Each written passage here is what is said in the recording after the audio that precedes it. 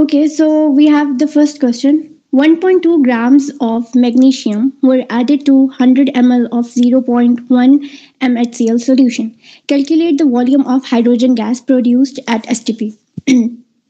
तो हमने यहाँ पे क्या कैलकुलेट करना है? वी हैव टू कैलकुलेट आपका जो हाइड्रोजन का वॉल्यूम है वो कैलकुलेट करना है. We have to calculate the volume of hydrogen. ठीक है, और उसके लिए आपको क्या गिवन है? यू हैव द गिवन जो आपके पास डाटा है उसमें आपके पास मैस है. मैस ऑफ मैग्नीशियम जो है वो आपको गिवन है, दैट इज ऑफ 1.2 ग्राम्स. ठीक है, और इसके अलावा आपको गिवन है 100 ml ऑफ 0.1 mH HCl का सोल्यूशन. आपने वॉल्यूम ऑफ हाइड्रोजन कैलकुलेट करना है. तो सबसे पहले जब आपके पास मैस गिवन होता है और आपने वहां से नंबर ऑफ मोल्स को कैलकुलेट करना होता है. So we will calculate the number of moles of magnesium first of all. पहले आपने नंबर ऑफ मोल्स को कैलकुलेट करना है मैग्नीशियम के, और उसमें हमारे पास क्या होता है? Mass over molar mass. ठीक है, मैस आपके पास कितना गिवन है? That is of 1.2 grams. ठीक है, इसके बाद आपके पास गिवन है you have the molar mass 24 mg जो आपके पास गिवन है, that is your molar mass. ठीक है, तो आप यहाँ पे 24 लिख लेंगे and you will get the number of moles. Number of moles आपके पास कितने आ जाएंगे? 0.05. ठीक है, ये आपके पास क्या आ जाएगा? Number of moles of magnesium. Now we are going to calculate आपके पास के जो है आप कितने मोल्स आपके रिएक्ट कर रहे हैं according to the balance chemical equation. Let me write balance chemical equation for you. पहले आपने यहाँ पे बैलेंस केमिकल इक्वेशन लिखनी है, वो आपके पास होगी Mg plus 2HCl. This will make MgCl2 plus H2. मतलब कि आपका जो एक मोल है वो रिएक्ट करेगा मैग्नीशियम का, एक मोल रिएक्ट करके 2 HCl के मोल के साथ रिएक्ट करके आपका 1 mole of MgCl2 and 1 mole of H2 बनाएगा. सही. अब हम लोग क्या करने वाले हैं कि आपके पास कितने जो मैग्नीशियम के मोल हैं, यू हैव द मतलब आपके पास जो HCl का मोल है वो 2 मोल्स हैं. ठीक है, तो सिंपल आपने क्या करना है कि इन मोल को मल्टीप्लाई कर देना है. You have 2 moles of HCl. Now 2 moles of HCl will react with this number of moles 0.05 और आपके पास जो है वो इसका 0.1 m सोल्यूशन आ जाएगा. अब जो वॉल्यूम ऑफ HCl गिवन है आपको क्वेश्चन के अंदर वो कितना गिवन है? आपके पास जो क्वेश्चन के अंदर आपको वॉल्यूम गिवन है that is your 0.100 ml of 0.1 m HCl solution. तो अब आपने यहाँ पे क्या करना है कि you have to write your data mole of HCl in 100 ml solution. 100 ml को कन्वर्ट करेंगे 100 over 1000. ठीक है, multiply by 0.1. Now we will write it as 0.01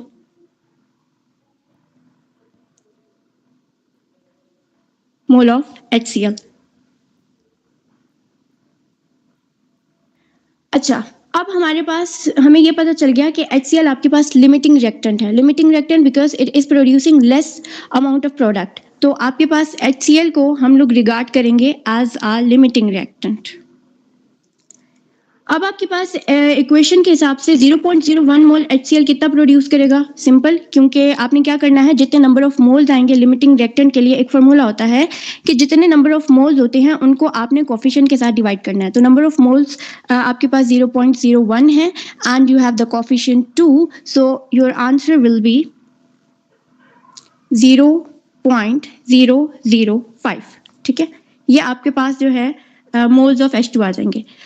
अब आपने हाइड्रोजन के जो वॉल्यूम है उसको कैलकुलेट करना है. तो वॉल्यूम को कैलकुलेट करने से पहले मेरे पास हम लोगों ने मोल्स निकाल लिए, मोल ऑफ हाइड्रोजन, जो कि हमारे पास कितने आ गए हैं? 0.05. नाउ सिंपल, अब मेरे पास ये इक्वेशन सिंपल हो गई. अब मैं आसानी से यहाँ से वॉल्यूम को कैलकुलेट कर सकती हूँ क्योंकि number of mole is equal to volume over Vm. ठीक है, अब यहाँ से मुझे मोलर वॉल्यूम चाहिए, तो मोलर वॉल्यूम के लिए मोलर वॉल्यूम हमें पता होता है दैट इज 22.414. तो सिंपल आपने यहाँ पे वैल्यूज को पुट करना स्टार्ट कर देना है. Now when I will put the value and हमारे पास 0.005 है एंड मोलर वॉल्यूम आपके पास कितना है, दैट इज ऑफ 22.4। तो ये आपके पास वॉल्यूम देगा आपको, and your volume will B 0.112 litre. तो ये आपके पास करेक्ट आंसर बन जाएगा।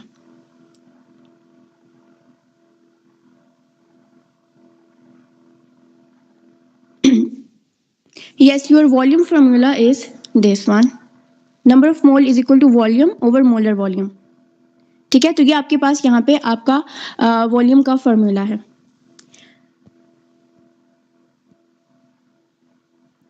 नेक्स्ट आपके पास क्वेश्चन है, what is the mass of magnesium nitride produce. अगर आपके पास 48 ग्राम ऑफ मैग्नीशियम मेटल, उसको हम लोग रिएक्ट करेंगे विथ 34 ग्राम ऑफ अमोनिया, ठीक है, and you have the balance chemical equation. आपके पास 3 magnesium that will react with 2 NH3 and it will produce Mg3 N2 plus 3H2। तो ये आपके पास एक बैलेंस केमिकल इक्वेशन है। अब इसने हमारे पास हमने क्या कैलकुलेट करना है, आपने mass of magnesium nitride calculate करना है। You have to calculate the mass of magnesium nitride. तो सिंपल आपने पहले बैलेंस केमिकल इक्वेशन लिख लेनी है, ठीक है, और उसमें आपने जो रिएक्टेंट का मास है उसको एक साइड पे लिख लेना है, and then you have to write the mass of the product.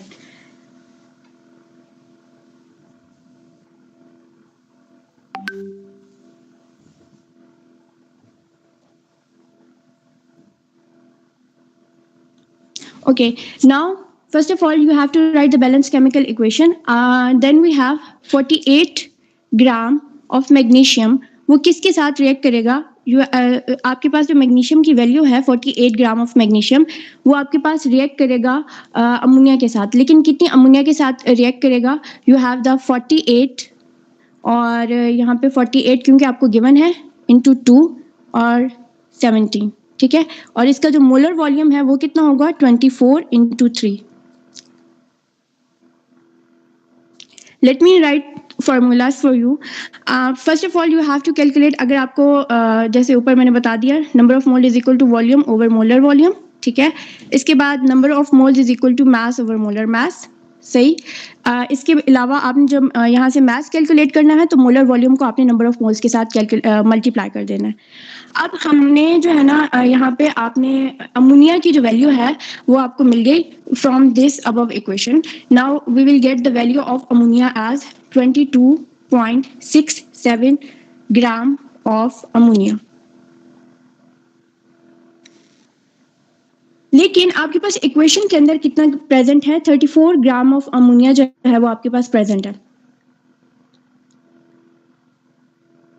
Given data के अंदर कितना गिवन है आपको 34 ग्राम, ठीक है, यानी कि लेस अमाउंट कौन प्रोड्यूस कर रहा है, आपके पास जो लेस अमाउंट है इसके अंदर लेस अमाउंट आपके पास कौन प्रोड्यूस कर रहा है, of course the less amount is produce by magnesium.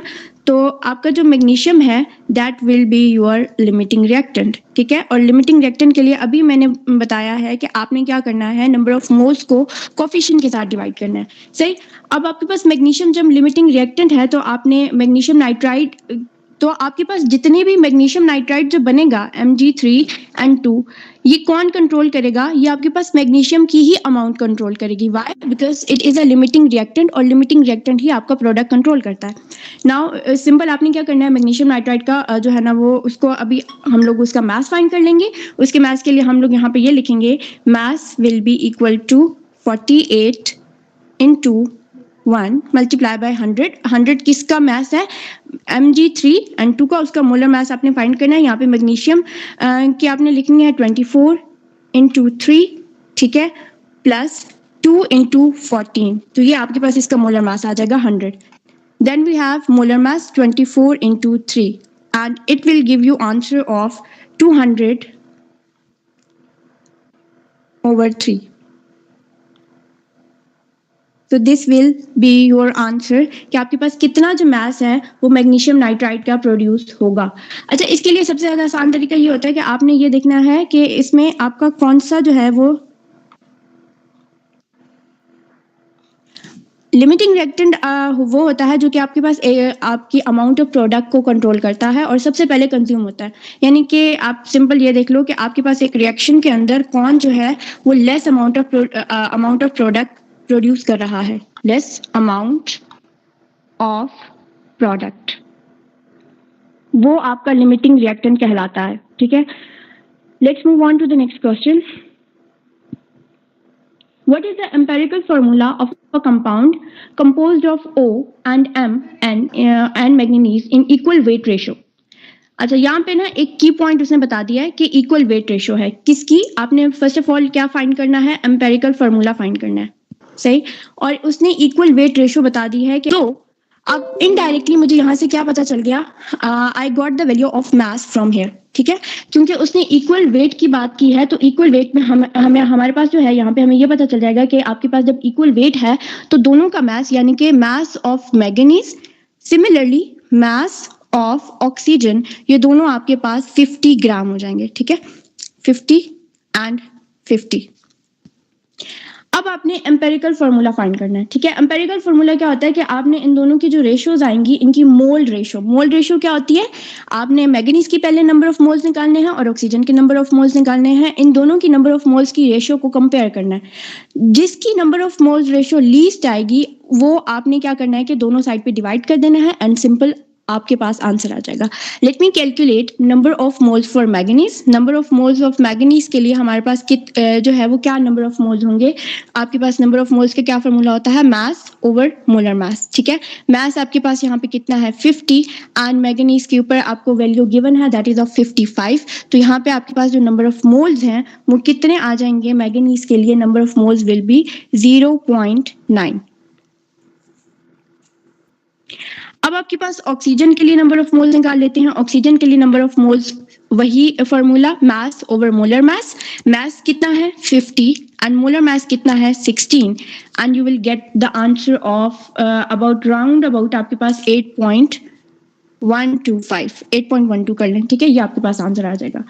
अब आपने क्या करना है, इन दोनों की जो मोल रेशियो है उसको कंपेयर करना है। ठीक है, जो सबसे ज्यादा लीस्ट मोल रेशियो है, अब किसकी यहाँ पे कम मोल रेशियो आई है। ठीक है, लेट मी शो कि आपके पास जो कम मोल रेशियो है आपने उसके साथ क्या करना है, इसको कंपेयर करना है। फॉर इंस्टेंस आई से कि ये 0.9 है और ये आपके पास 8.12 है। ठीक है, तो इसकी मोल रेशियो कम है तो आपने इसको डिवाइड करना है on the both side. Now you will write it as manganese. हम इनकी मोल रेशियो को कंपेयर कर रहे हैं, मैंगनीज एंड ऑक्सीजन। ठीक है, इसकी आपके पास मोल रेशियो आई है 0.9 एंड इसकी आपके पास आई है 8.12। ये भी आपके पास जो है ना इसको डिवाइड कर देंगे 0.9 एंड इसको भी डिवाइड कर देंगे विद 0.9। अब 0.9 से 0.9 कैंसिल हो जाएगा so it will be 1 here और यहाँ पे ये राउंड अबाउट आपके पास आ जाएगा, मतलब ये आपके पास जो है वो 3.5 समथिंग की वैल्यू आएगी। ठीक है, अब क्योंकि ये मेरे पास होल नंबर में नहीं है, इसको मैंने होल नंबर में करना है। होल नंबर में करने के लिए मैं इसको एक प्रॉपर फ्रैक्शन के साथ या प्रॉपर होल नंबर के साथ मल्टीप्लाई करूंगी और जब मैं इसको मल्टीप्लाई करूंगी by 2 so it will give you round about 7, 2 और यहाँ पे 7। तो अब हमारे पास जो आंसर है वो आ जाएगा MN2NO7।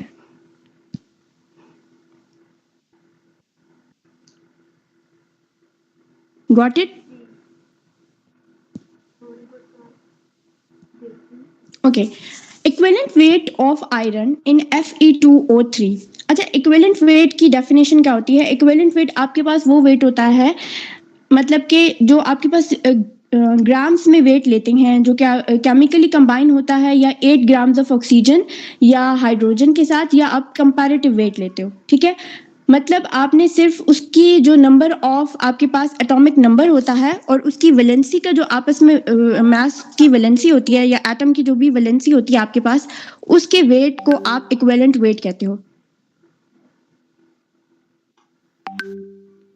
सो यहाँ पे आपके पास क्वेश्चन ये पूछा हुआ है कि equivalent weight of iron in Fe2O3। तो आपने सिंपल क्या करना है कि इसमें जो इसकी Fe2O3 के अंदर आपने इसकी वैल्यू बतानी है। पहले आप इसकी ऑक्सीडेशन स्टेट आयरन की निकाल लेंगे।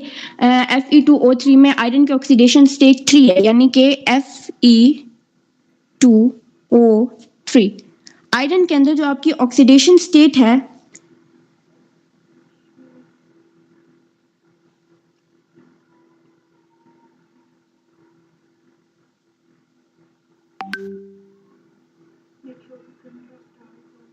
आयरन के अंदर आपकी जो ऑक्सीडेशन स्टेट है वो है Fe2O3।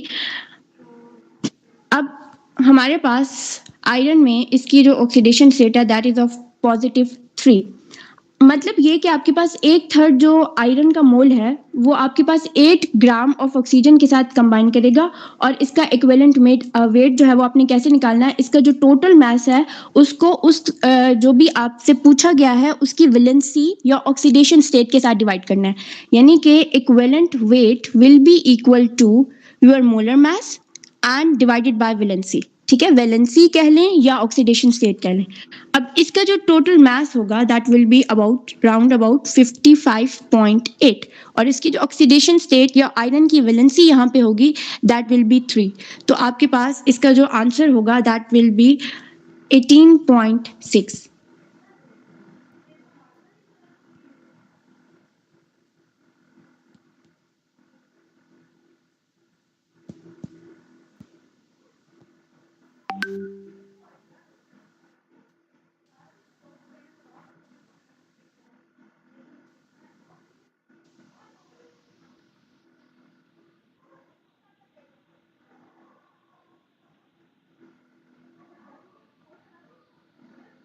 नेक्स्ट आपके पास है 11.2 L of carbon dioxide at STP corresponds to how many moles।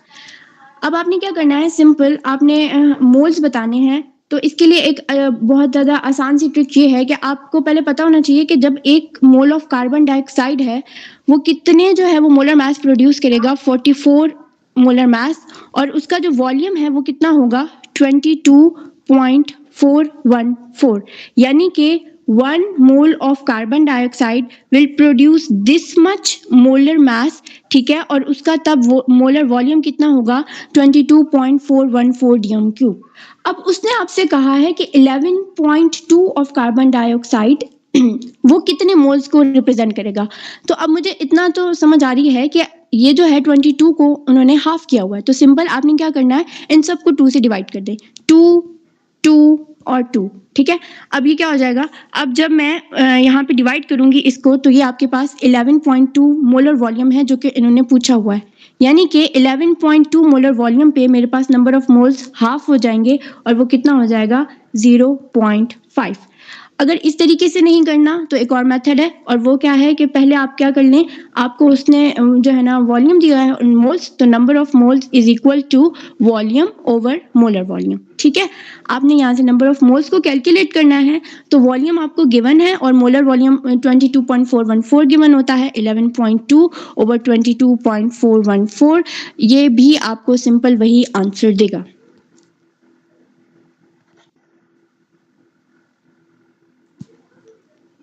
Atoms having the same mass number but different atomic number are called। ठीक है, जो एटॉमिक, अगर आपके पास एटॉमिक जो नंबर एटॉमिक नंबर डिफरेंट होते हैं लेकिन मास नंबर सेम होता है उसको हम लोग आइसोबार्स कहते हैं। और आइसोटोप्स आपके पास क्या होते हैं कि आइसोटोप में सेम एलिमेंट होते हैं जिनमें number of atomic number same होते हैं लेकिन डिफरेंट मास नंबर होते हैं। और आइसोटोन के अंदर आपके पास जो न्यूट्रॉन नंबर होता है वो सेम होता है। और आइसोमर्स जो कि स्ट्रक्चरली सेम होते हैं, मतलब same molecular formula but different physical and chemical properties, तो ये सारी चीज़ें इसकी आ जाती हैं। So your right option will be B, isobars. The total types of fundamental nuclear subatomic particles are there in the nucleus of atom।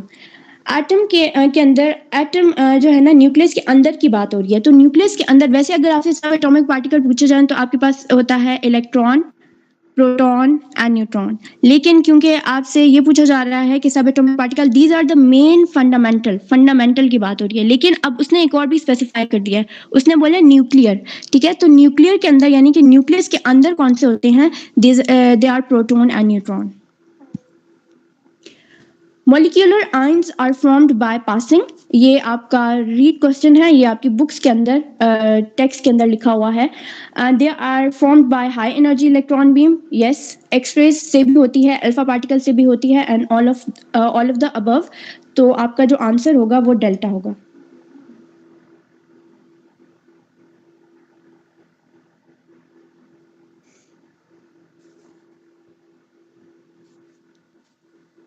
Number of moles present in 0.6 gram of silica is, ठीक है। तो आपने यहाँ पे क्या निकालना है, number of moles निकालने हैं और आपके पास मास गिवन है।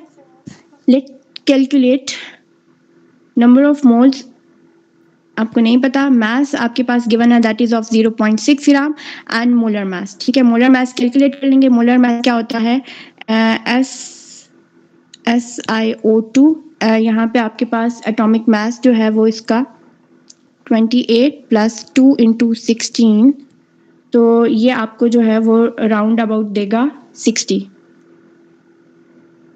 ओके अच्छा, अब आपने नंबर ऑफ मोल्स निकालने हैं। नंबर ऑफ मोल्स निकालने के लिए हम लोग यहाँ पे फॉर्मूला दोबारा से लिख लेते हैं, मास ओवर मोलर मास।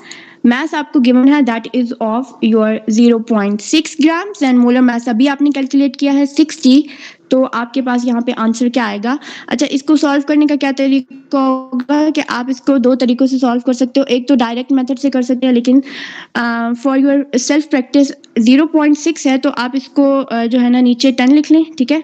तो ये हो जाएगा 60/10 एंड 6 1 6, 6 10 60 और 1/100 जो है ये आपके पास किसके इक्वल होता है, 0.01 मोल के।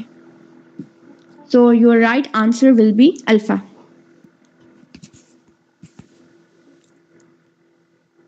The volume occupied by 4.4 gram of carbon dioxide at STP is. ये बिल्कुल वैसा ही क्वेश्चन है जैसे अभी हमने थोड़ी देर पहले किया था। अब लेकिन इसमें ना उसने सिर्फ चेंज किया हुआ है मोलर मास को। अब उसने ये पूछा है कि वॉल्यूम कितना ऑक्युपाई करेगा 4.4 ग्राम ऑफ कार्बन डाइऑक्साइड। अभी मैंने यही बोला कि 1 मोल ऑफ कार्बन डाइऑक्साइड का जो मोलर मास है वो कितना होता है 44 ग्राम, और वो कितना वॉल्यूम ऑक्युपाई करता है 22.414। सही। अब उसने ये कहा है कि वॉल्यूम ऑक्युपाइड 4.4 ग्राम, यानी कि आपका ये जो पॉइंट है वो यहाँ पे है। सही। तो अब हम क्या करेंगे कि आपका यहाँ पे भी ये जो पॉइंट है वो यहाँ पे आप मूव करवा दें, तो सिंपल 1 ये 0.1 हो जाएगा। 0.1 mole of carbon dioxide at 4.4 gram will occupy कितना वॉल्यूम, इसका जो वॉल्यूम है वो कितना हो जाएगा, volume will be equal to 2.2414 dm³। ठीक है, तो ये आपके पास राइट आंसर हो जाएगा। और दूसरा तरीका भी है। दूसरा तरीका क्या होगा कि आपने सिंपल वॉल्यूम पूछा है उसने और आपको मास गिवन है, तो पहले आपने यहाँ से नंबर ऑफ मोल्स कैलकुलेट करने हैं। Number of moles is equal to mass over molar mass. यहाँ से आपने नंबर ऑफ मोल्स को कैलकुलेट करने के बाद फिर आपने उसको जो है इस फॉर्मूला के अंदर डाल देना है। ठीक है, अभी यहाँ पे नंबर ऑफ मोल्स जब आप कैलकुलेट करेंगे तो यहाँ पे मास आ जाएगा 4.4 4.4 44 44, यहाँ से नंबर ऑफ मोल्स आ जाएंगे। आपने उसको मोलर वॉल्यूम के साथ मल्टीप्लाई करके जो है वॉल्यूम कैलकुलेट कर लेना है और वो भी आपके पास सेम आंसर देगा, दैट वुड बी 2.2414 dm³।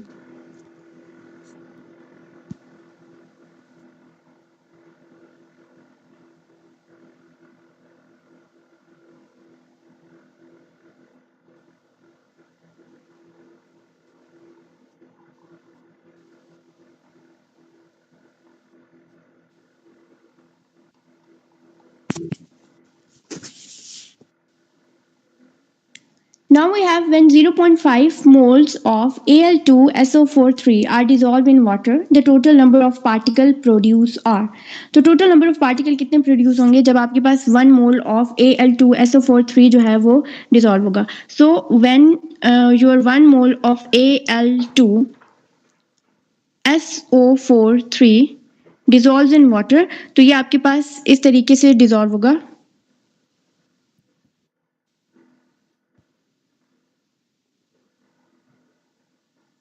ठीक है, तो टोटल नंबर ऑफ जो पार्टिकल यहाँ पे प्रोड्यूस होंगे, total number of particle produce will be, calculate करें, यहाँ पे आपके पास 2 हैं और यहाँ पे 3, तो ये हो जाएंगे 5। ठीक है, टोटल नंबर ऑफ पार्टिकल्स आपके पास 5 प्रोड्यूस होंगे और उसने आपको क्या दिया हुआ है, मोल्स दिए हुए हैं। ठीक है, और उसने आपसे ये पूछा हुआ है कि टोटल नंबर ऑफ पार्टिकल्स। तो जब आपके पास मोल गिवन हो और आपके पास total number of particle calculate करने हो, तो आपने क्या करना होता है कि आप 5 जो है वो 0.5 उसने आपको मोल्स दिए हैं, तो आपने पहले उनको आपस में मल्टीप्लाई कर देना है एंड देन आपने जो टोटल नंबर ऑफ पार्टिकल हैं उसको एवोगैड्रोस नंबर के साथ मल्टीप्लाई कर देना है. It will give you the total number of particle. Total number of particle will be n into Na. ठीक है, सबसे पहले आपने उसको नंबर ऑफ मोल्स को मल्टीप्लाई करना है किसके साथ, your particles, number of particle 0.5 multiply by 5 is equal to 5 5 25 5 2 carry 5 0 0 and 2, तो ये आपके पास 2.5 आ जाएगा. सही. अब आपने इसको number of total particle calculate करने हैं, तो टोटल पार्टिकल आपने 2.5 into number of Avogadro's number. Avogadro's number की वैल्यू यहाँ पे लिखेंगे. एवोगैड्रोस नंबर किसकी इक्वल होता है, 6.02 मल्टीप्लाई 10 रेज़ टू पावर 23. तो 2.5 into 6.02 multiply 10 raised to power 23 and it will give you 1.5 multiply 10 raised to power 24 particles. Clear?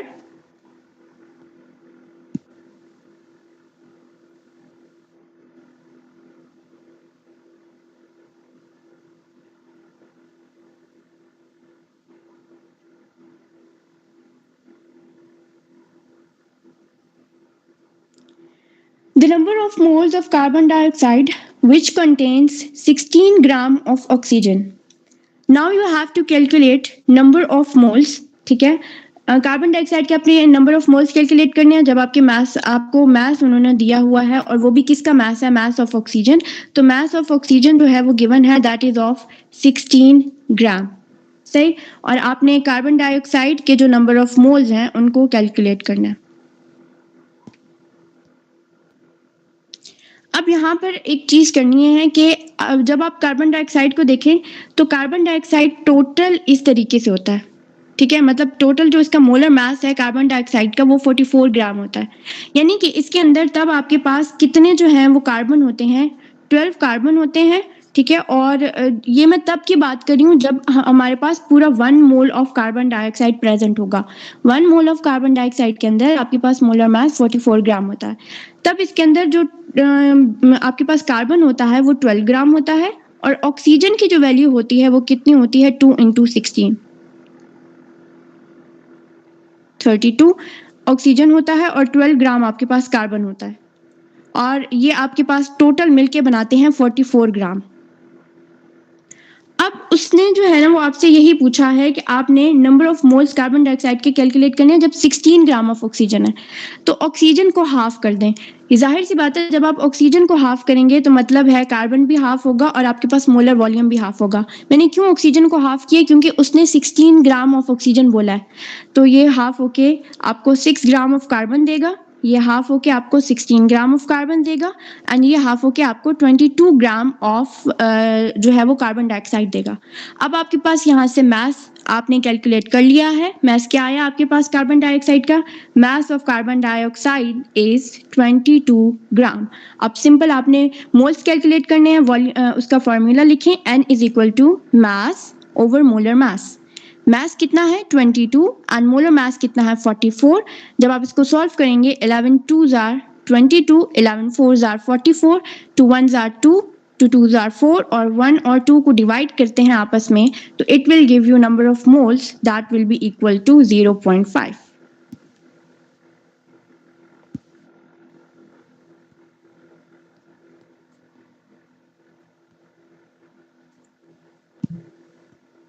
The mass of one molecule of oxygen is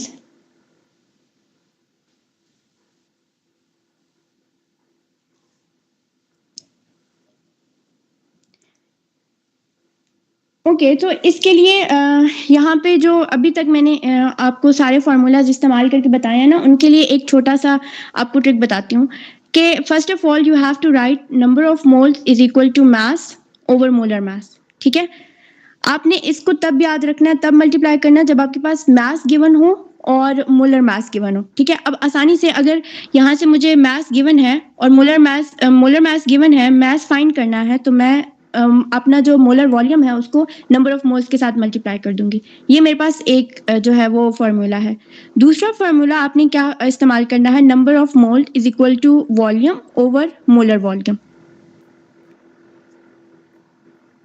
ठीक है, अब आपकी जो अभी तक जितने भी एमसीक्यूज हैं वो सारे इस चीज के अराउंड रिवॉल्व कर रहे थे। ठीक है, इस चीज से बाहर अभी तक जो है ना वो कोई चीज नहीं गई। बस उन्होंने कभी क्या कर दिया कि वॉल्यूम दे दिया, कभी उन्होंने वॉल्यूम को हाफ कर दिया, और इसमें अभी तक और कोई चेंज नहीं आया।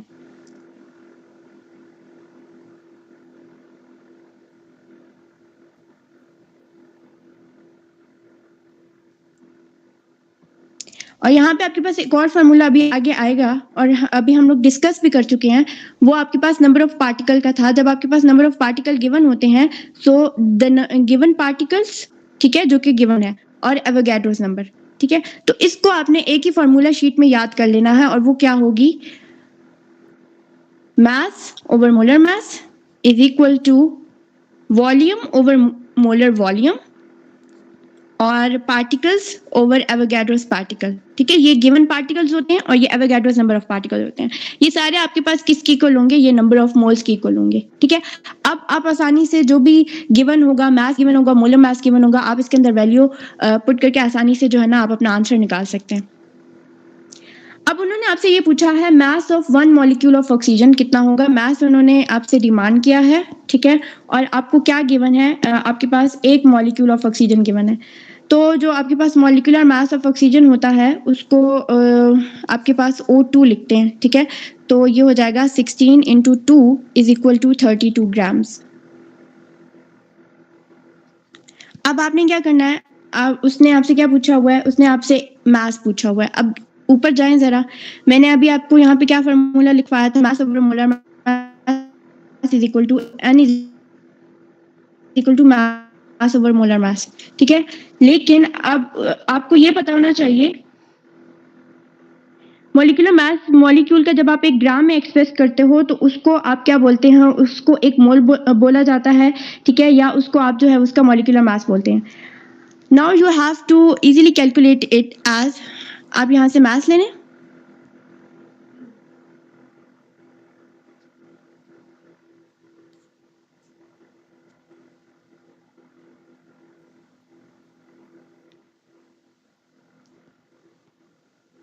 आपके पास यहाँ पे मास आपको गिवन है। ठीक है, और यहाँ से आपने कैलकुलेट करना है। So it will give you 32 over Na 6.02 multiplied 10 raised to power 23.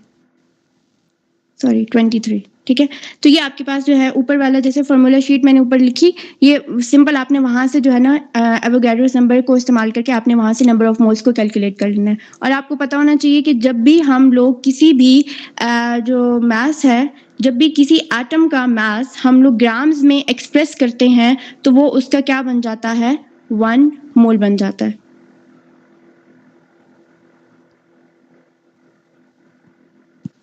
Amount of oxygen in grams which contain 1.5 multiplied 10 raised to power 22 molecules. अब आपने यहाँ पे क्या कैलकुलेट करना है, आपने ऑक्सीजन की अमाउंट कैलकुलेट करनी है। ठीक है, मोल ऑफ ऑक्सीजन यानी कि कैलकुलेट करने हैं। आपके पास गिवन पार्टिकल और एवोगैड्रोस नंबर है। अब अगेन ऊपर वाली फॉर्मूला शीट को खोलेंगे, यहाँ पे जाएंगे, ये देखें।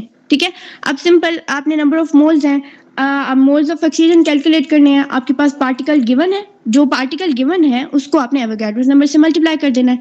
अब ये इधर ही मतलब 3-4 एमसीक्यूज इधर ही फॉर्मूला शीट से आपके सॉल्व हो चुके हैं। ये वाला भी आपका इधर ही से सॉल्व होगा। n is equal to n over Na Avogadro's number. ठीक है, अब आपने मोल्स ऑफ ऑक्सीजन कैलकुलेट करने हैं। गिवन पार्टिकल आपके पास कितने हैं, 1.5 multiply 10 raised to power 22 and Avogadro's number कितना है, 6.02 multiply 10 raised to power 23। और ये आपको क्या देगा, number of moles. Number of moles यहाँ पे कितने आ जाएंगे, 0.025 moles. Now you have to calculate mass. Mass calculate करना है, अगेन उस फॉर्मूला शीट पे जाएं जरा, ये देखें अभी यहाँ से अगर मुझे मास कैलकुलेट करना है, ये वाला मास मुझे कैलकुलेट करना है, तो सिंपल यहाँ पे क्या था, यहाँ पे नंबर ऑफ मोल्स हैं, मोलर मास को नंबर ऑफ मोल्स के साथ मल्टीप्लाई कर देंगे, आपके पास क्या आ जाएगा, मास आ जाएगा। चलें अब इसको पुट करते हैं। आपके पास नंबर ऑफ मोल्स थे 0.025। अब आपने क्या करना है, मास कैलकुलेट करना है, तो n is equal to mass over molar mass, ठीक है। n into molar mass is equal to mass, तो मास विल बी 0.025 और मोलर मास आपके पास कितना था, 32, क्योंकि ऑक्सीजन का 32 होता है। 16 multiply by 2 is equal to 32, तो मास आपके पास क्या आ जाएगा, 0.80 ग्राम।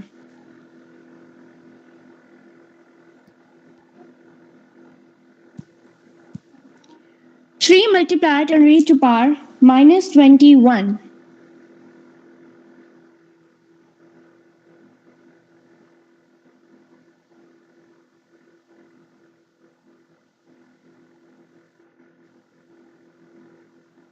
3 multiplied and raised to power -21 moles of an amino acid having a molecular mass of 200 gram mole would have molecules। इसके अंदर उसने ये पूछा हुआ है कि कितने मॉलिक्यूल होंगे, ठीक है। और आपके पास क्या क्या गिवन है, इसका गिवन डाटा लिख लेते हैं। आपके पास पहले जो है ना नंबर ऑफ पार्टिकल्स है, नंबर ऑफ पार्टिकल्स आपके पास कितने होते हैं, 3 multiplied and raise to power -21, ठीक है। एंड देन वी हैव किसके हैं ये, moles of amino acid, molecular mass इसका कितना गिवन है, दैट इज ऑफ 200 ग्राम्स पर मोल। अच्छा अब यहाँ पे देखें, उसने ग्राम पर मोल आपको दिया हुआ है, ठीक है, और वुड हैव मॉलिक्यूल्स। अब उसने आपसे ये पूछा हुआ है कि इसके आपके पास कितने नंबर ऑफ मॉलिक्यूल्स होंगे। अभी मैंने आपको यही बताया था कि आपने क्या करना है, number of mole is equal to Avogadro's number, हमने ये फार्मूला भी अभी किया था ऊपर फार्मूला शीट के अंदर, n is equal to n over a, ठीक है। तो उसने आपसे सिर्फ नंबर ऑफ मोल्स पूछे हैं। अब आपने क्या करना है कि आपके पास नंबर ऑफ मोल्स भी गिवन है और आपने उसको एवोगाड्रोस नंबर के साथ मल्टीप्लाई कर देना है, और ये आपको क्या देगा, सॉरी आपके पास नंबर ऑफ पार्टिकल्स गिवन है, आपने उसको एवोगाड्रोस के साथ मल्टीप्लाई कर देना है and it will give you your answer 1800।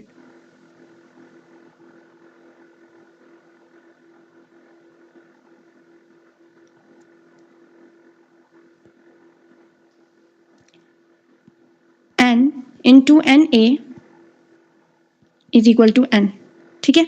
अब आपके पास जो नंबर ऑफ मोल्स हैं वो कितने गिवन है, 3 मल्टीप्लाई 10 रेज टू पावर -21, और एवोगाड्रोस नंबर कितना होता है, 6.02 मल्टीप्लाई 10 रेज टू पावर 23, ठीक है। अच्छा अब आपके पास ये क्या आपको देगा, नंबर ऑफ मोल्स देगा, number of moles will be equal to 1800, and option B आपका जो है वो सही होगा। Mass of 1 mole of chlorine gas, आपने मास कैलकुलेट करना है, 1 मोल क्लोरीन गैस, आपके पास कितने नंबर ऑफ मोल्स गिवन है, 1, ठीक है, और क्लोरीन गैस की 1 मोल का आपने मास कैलकुलेट करना है। अगेन उस फॉर्मूला शीट के ऊपर जरा स्क्रॉल करेंगे आप लोग, क्या बताया था, n is equal to mass over molar mass. आपने जो मास है उसको आपने कैलकुलेट करना है, और आपने क्या करना है, यहाँ पे जो भी मोलर मास है उसको नंबर ऑफ मोल्स के साथ जब मल्टीप्लाई कर देंगे तो आपके पास मास आ जाएगा, सिंपल, ठीक है। तो मैं यहाँ पे लिख लेती हूँ, mass is equal to 1 into molar mass, और मोलर मास में यहाँ पे आपके पास क्योंकि क्लोरीन गैस है, ठीक है, क्लोरीन का एक मास ऐसे होगी क्लोरीन गैस, तो क्लोरीन का एक जो होता है वो 35.5 के बराबर होगा, और 2 यहाँ पे 2 के साथ मल्टीप्लाई कर देंगे तो आपके पास यहाँ पे क्या आ जाएगा, मोलर मास यहाँ पे आपके पास अप्रोक्सीमेटली 71 के पास के करीब आएगा। तो यहाँ पे आपके पास जो मास हो जाएगा वो क्या होगा, 1 इंटू 71, तो आपके पास mass will be equal to 71 gram.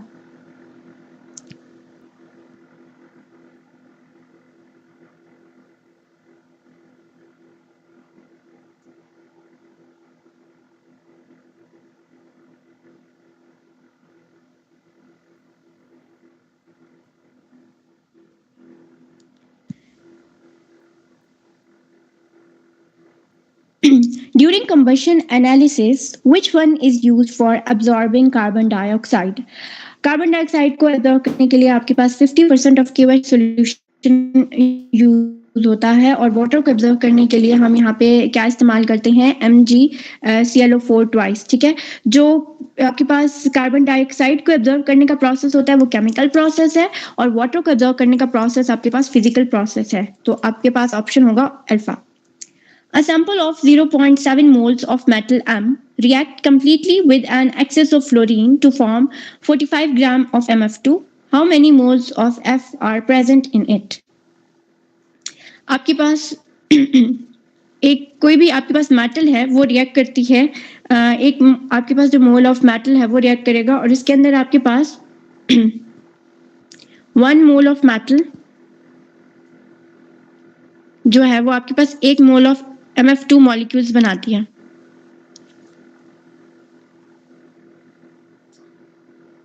A sample of 0.7 moles of metal M react with an excess of fluorine.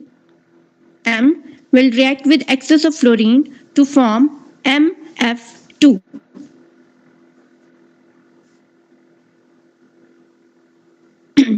आपने यहाँ पे फ्लोरीन के जो नंबर ऑफ मोल्स हैं उनको कैलकुलेट करना है। वाइल आपके पास क्या क्या गिवन है, 0.7 मोल इसके गिवन है और आपके पास जो MF2 का मास है वो आपको गिवन है, दैट इज ऑफ 45 ग्राम और आपने यहाँ पे मोल्स ऑफ F2 कैलकुलेट करने हैं। अब मोल्स ऑफ F2 कैलकुलेट करने के लिए सबसे पहले आपको पता होना चाहिए कि इसका मास क्या है, फिर आपको पता होना चाहिए इसका मोलर मास क्या है।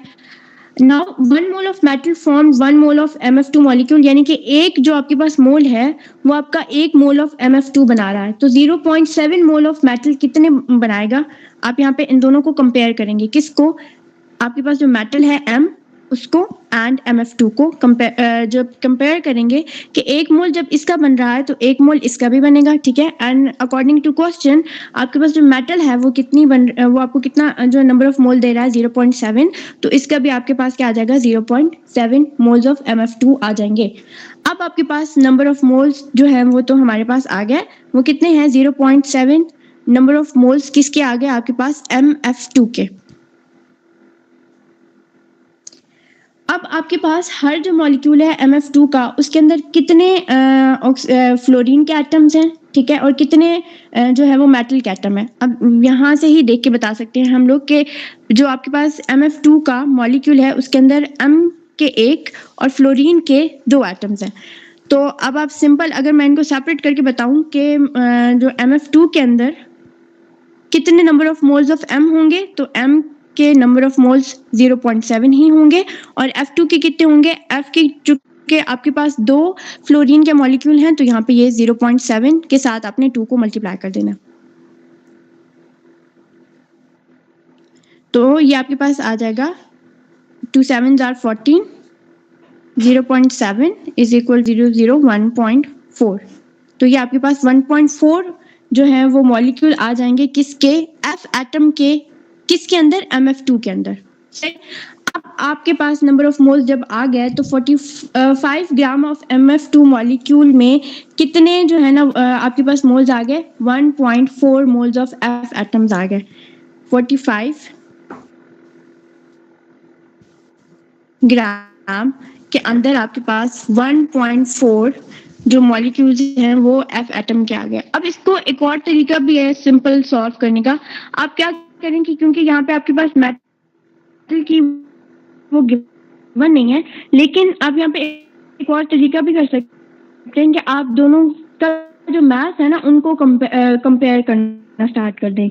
आप दोनों के मास को कंपेयर करो कि फॉर एग्जांपल अगर इसका 1 मोल है, इसका भी 1 मोल है, इसका 0.7 है, इसका भी 0.7 है, अगर उसके अंदर 2 मोल्स F2 बने हैं तो इसके अंदर भी कितने मोल्स ऑफ F2 बनेंगे, 2, तो सिंपल आपने 2 को 0.7 के साथ मल्टीप्लाई कर देना तो आपके पास आंसर 1.4 आ जाएगा।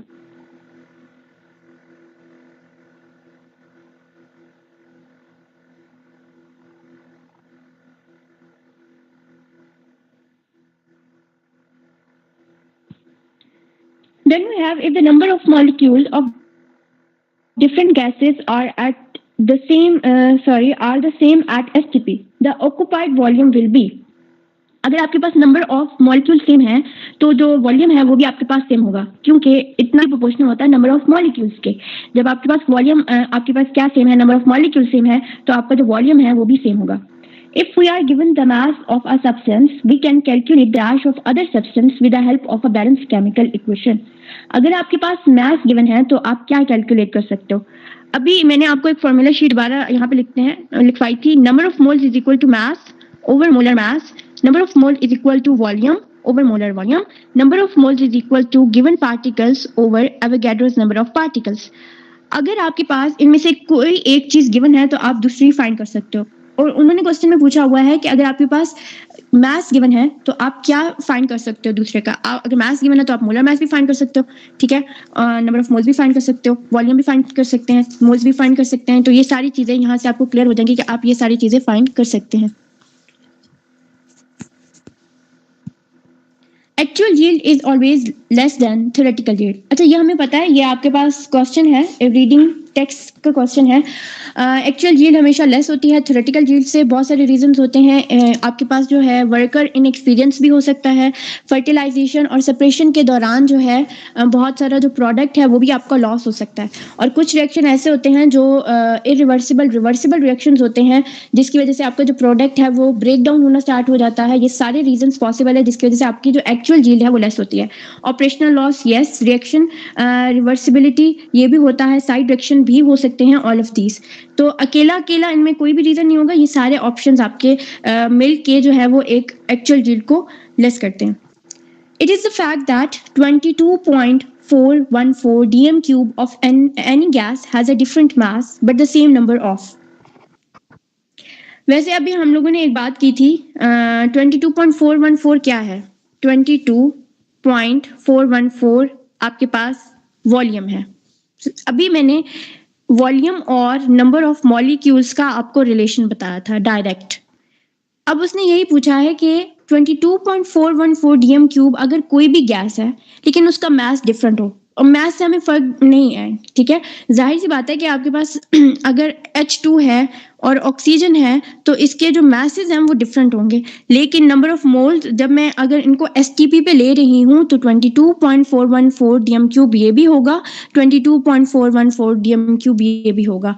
जब इनके वॉल्यूम सेम होंगे तो ऑटोमेटिकली इनके जो नंबर ऑफ मॉलिक्यूल्स है वो भी आपके पास जो है वो सेम हो जाएंगे। इनके पार्टिकल्स भी डिफरेंट कर सकते हैं, इनके मास भी डिफर कर सकते हैं,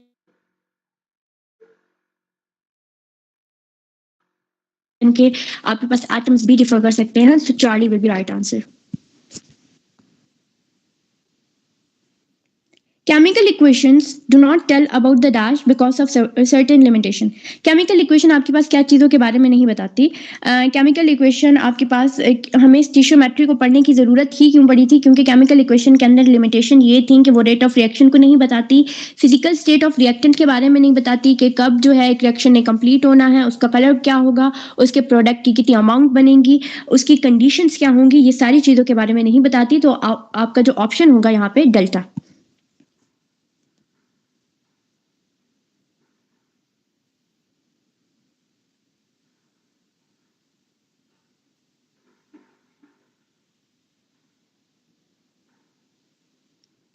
The efficiency of a chemical reaction can be checked by calculating dash yield।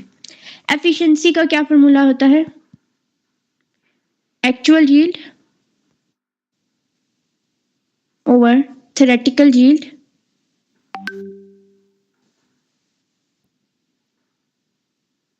multiply by 100। तो आपने क्या करना है कि अगर आपने बताना है एफिशिएंसी के बारे में बताना है तो एफिशिएंसी में हम लोग परसेंटेज कैलकुलेट करके एफिशिएंसी के बारे में बताते हैं। So your right answer will be alpha. Which of the following have the same number of molecules? Again, number of molecules के लिए क्या इंपॉर्टेंट होना जरूरी है? नंबर ऑफ मॉलिक्यूल्स का सेम आपके पास कब होगा? जब आपके पास नंबर ऑफ मोल्स जो हैं वो आपके इक्वल होंगे, ठीक है। तो जब नंबर ऑफ मोल्स इक्वल होंगे, क्योंकि देखें नंबर ऑफ मोल्स जब आपके पास इक्वल होंगे, number of mole is equal to directly proportional to volume. जब आपके पास नंबर ऑफ मोल्स इक्वल होंगे तो नंबर ऑफ मोल्स के इक्वल होने की वजह से उनका वॉल्यूम सेम होगा, और वॉल्यूम जब आपके पास सेम हो जाएगा तो आपकी रीजन सेटिस्फाइड हो जाएगी।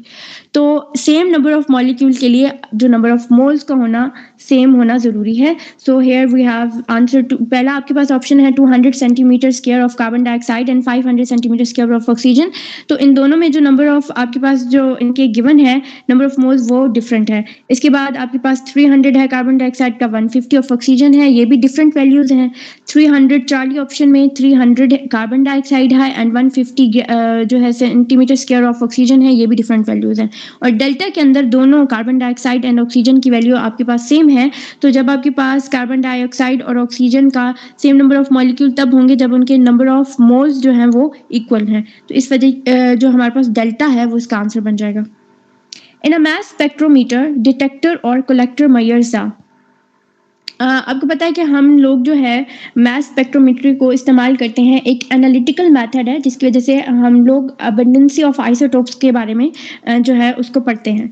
तो message of isotope, percentage of isotope, relative abundance of isotope, Charlie answer आपका ठीक होगा। एंड डेल्टा आपके पास है मैस नंबर ऑफ आइसोटोप, तो हम लोग रिलेटिव अबंडेंस ऑफ आइसोटोप के बारे में पढ़ते हैं। Your answer will be Charlie.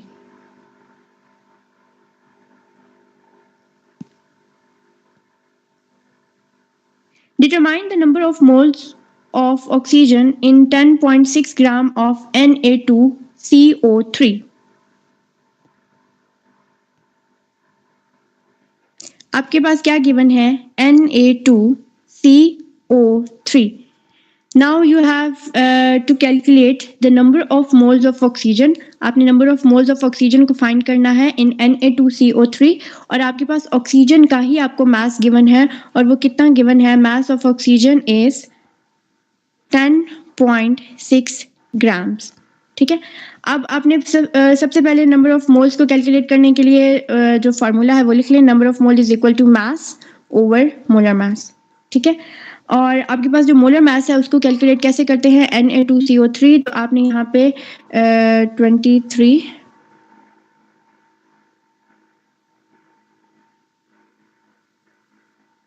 Na2 23 12 and 3 into 16, तो ये आपके पास आ जाएगा 106। आपके पास मोलर वॉल्यूम आ जाएगा 106। अब आपने जो है वो कैलकुलेट करना है, मास गिवन है तो यहाँ से नंबर ऑफ मोल्स कैलकुलेट करने हैं। मास ओवर मोलर मास, मास गिवन है 10.6, मोलर मास कैलकुलेट किया है 106। ये आपको क्या देगा? Number of moles. ये नंबर ऑफ मोल्स आपको देगा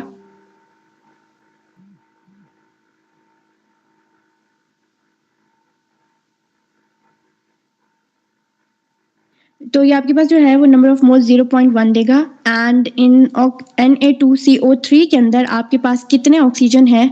आपके पास 3 ऑक्सीजन है, तो आपने मल्टीप्लाई कर देना है क्योंकि जितने भी आपके पास गिवन होते हैं 3 into 0.1, तो ये आपके पास होगा 0.3 मोल। Then we have a compound has an empirical formula of CH2Cl and molecular formula mass are as 99 gram molecule. Identify the compound. आपने compound को identify करना है जब आपके पास क्या चीज़ given है? empirical formula given है। empirical formula जो है वो है CH2Cl, तो इसको यहाँ पे calculate कर लेंगे। 12 plus 2 इसका मॉलिक्यूलर फॉर्मूला मैं यहाँ पे कैलकुलेट कर रही हूँ, एंड देन वी हैव 35.5। ठीक है, तो जब आप इसको कैलकुलेट करेंगे इसका जो हमारे पास एम्पेरिकल फॉर्मूला है वो आ जाएगा 49.5 ग्राम।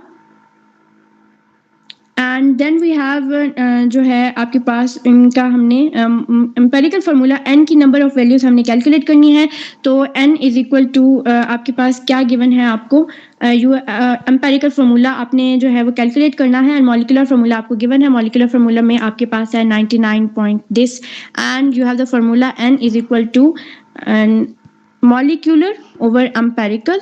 ठीक है, तो मॉलिक्यूलर 99 है, एम्पेरिकल का हमने कैलकुलेट किया है 49.5, तो ये आपके पास आ जाएगा n इज इक्वल टू 2। ठीक है।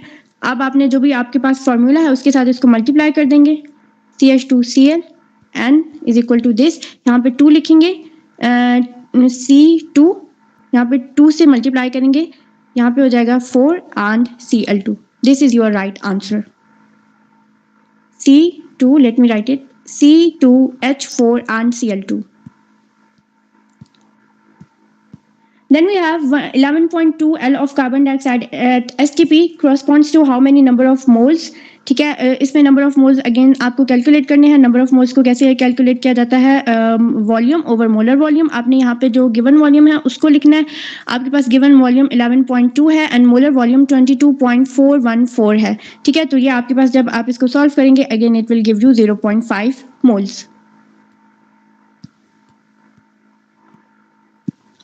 In acid with molecular mass 1.104 contain 34.6 carbon, 3.85% of hydrogen and rest is oxygen. The molecular formula of acid. आपने molecular formula निकालना है. सबसे पहले आपने कार्बन, हाइड्रोजन और ऑक्सीजन की जो रेशो है उसको लिख लेना है. जो भी आपके पास परसेंटेज गिवन है, परसेंटेज आपको गिवन है, परसेंटेज को आपने उसके जो भी आपके पास एटॉमिक मास होता है, एटॉमिक मास के साथ आपने उसको डिवाइड कर देना है. अब कार्बन की जो गिवन है दैट इज ऑफ 34.6 और कार्बन यहाँ पे 12. हाइड्रोजन की आपके पास गिवन है 3.5/1 और ऑक्सीजन की आपके पास गिवन है 61.5/16. अब आपने इसको सॉल्व कर लेना है. जब आप इसको सॉल्व करेंगे तो आपके पास आएगा 3:4:4. एम्पेरिकल फार्मूला जो है वो आपके पास क्या है, ये है C3H4O4. सही. अब आपने एम्पेरिकल फार्मूला मास जो है वो कैलकुलेट करना है और इसका जो मास होगा वो आपके पास कितना आएगा, वो 104 आएगा. अब आपने नंबर ऑफ मोल्स जो n की वैल्यू फाइंड करनी है. n क्या होता है, n is equal to molecular mass over empirical, और मॉलिक्यूलर मास आपके पास कितना है 104, एम्पेरिकल भी आपने क्या निकाला है 104. ये दोनों कैंसिल होके आपको क्या देंगे 1, यानी कि आपके पास इसका जो फार्मूला है, मॉलिक्यूलर फार्मूला है, वो भी आपके पास वैसा ही आएगा. और वो क्या होगा, molecular formula is equal to n empirical formula. तो आपके पास यहाँ पे आ जाएगा m is equal to 1 into C3H4O4. तो ये आपके पास यही आ जाएगा C3H4O4.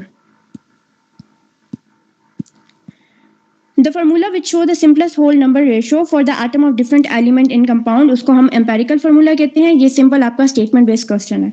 Which of the following is incorrect? Molecular formula is equal to empirical formula into n. जो आपके पास सही वाला formula होता है वो क्या होता है, n is equal to, आपके पास यहाँ पे हमने लिखा है n is equal to m is equal to n over e. तो बाकी अगर इसके साथ जो भी डेरिवेटिव्स अगर इसके नहीं बनेंगे तो वो आपके पास गलत होंगे. ठीक है, लेट्स फाइंड आउट कि पहला आपके पास है molecular formula is equal to empirical formula n, ये ठीक है. Molecular formula over n empirical formula, ये भी ठीक है. चार्ली ऑप्शन में molecular formula over empirical formula is equal to n, ये भी ठीक है. Empirical formula over molecular formula is n, ये आपके पास जो है वो आंसर में गलत होगा. ठीक है, तो डेल्टा आपके पास आंसर बनेगा. Compound which have same molecular and empirical formula. ऐसा कंपाउंड आपने ढूंढना है जिसकी सिंपलेस्ट रेशो नहीं बन सकती. जिसकी सिंपलेस्ट रेशो नहीं बनेगी वह उसका जो मॉलिक्यूलर और एम्पेरिकल फार्मूला होगा वो सेम हो जाएगा. ठीक है, तो आपके पास जिसकी सिंपलेस्ट रेशो नहीं बन सकती, अल्फा में C6H12O6, इसकी बन सकती है, क्या बनेगी 1:2:1, तो ये नहीं होगा. बी आपके पास है 6:6:2, यानी कि 1:1 और जो है 3:3:1, तो इसकी भी बनेगी, ये भी आपके पास आंसर में नहीं होगा. डेल्टा ऑप्शन आपके पास चार्ली ऑप्शन है 12:22:11, इसकी सिंपलेस्ट रेशो नहीं बन सकती. तो इसका क्या मतलब है कि जिसकी सिंपलेस्ट रेशो नहीं बनेगी उसका molecular and empirical formula same होगा. आपका आंसर यहाँ पे चार्ली होगा. 2.5 moles of NH3 and 2.5 mole of SO2 at same temperature and pressure have equal. अभी यही बताया है कि जब नंबर ऑफ मोल्स आपके पास सेम होंगे तो उन्होंने एक तो नंबर ऑफ मोल्स भी सेम कर दिए हैं, उनका टेम्परेचर भी सेम हो गया है और प्रेशर भी सेम है. तो उनमें वॉल्यूम, एटम, मॉलिक्यूल, ये सारी चीज़ें आपके पास सेम हो जाएंगी, क्योंकि वॉल्यूम जो है वो N number of moles into molar volume होता है. एटम्स में भी आपके पास नंबर ऑफ मोल्स जब सेम हो जाते हैं तो एटम और मॉलिक्यूल ये दोनों सेम हो जाते हैं. So your answer will be delta. A piece of diamond embedded in a gold ring weighs 6 gram. How many moles of carbon does it contain? तो कार्बन में आपने कैलकुलेट करना है. अगेन यहाँ पे आप फॉर्मूला लिखेंगे. पीस ऑफ डायमंड आपके पास कितना है, मास आपके पास 6 ग्राम है, एंड हाउ मेनी मोल्स, आपने मोल्स कैलकुलेट करने हैं. सिंपल आपने क्या करना है, यहाँ पे फॉर्मूला लिखेंगे. n is equal to mass over molar mass. Mass आपके पास कितना है 6, मोलर मास आपके पास 12 होता है. तो यहाँ पे आपके पास आ जाएगा 6 जो है yes molar mass of carbon. तो आपके पास जो है ना वो 0.5 आपके पास आ जाएगा 6/12. तो ये आपके पास 6 1s are 6 और 6 2s are 12, 1/2 ये आपके पास 0.5 आ जाएगा. The next thing we have is the molar mass of K2SO4 is 174 gram per mole. How many potassium positive ion are there in its 1 mole of the salt? तो आप जब इसको break करेंगे K2SO4 तो ये आपके पास ब्रेक होगा into 2K positive plus SO4 negative 2 negative के अंदर. तो यहाँ पे देखेंगे कितने आपके पास पोटाशियम आयन है 2. तो आपके पास जब पोटाशियम आयन आपके पास 2 हैं तो कितने इसके एवोगैड्रोस नंबर बनेंगे 2Na, and your right answer will be beta.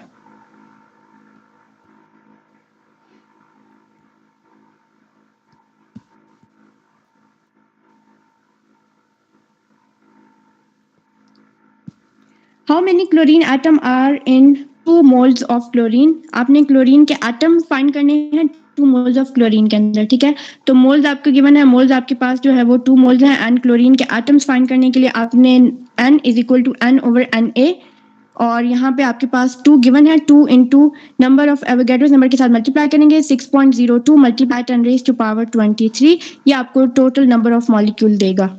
Your right answer will be alpha. For which one of the following the limiting reagent is applicable? Limiting reagent अभी बताया है आपके पास रिवर्सिबल के लिए नहीं होगा, इरिवर्सिबल रिएक्शन के लिए एप्लीकेबल होगा. आंसर आपके पास अल्फा बनेगा. बीटा रिवर्सिबल है नहीं.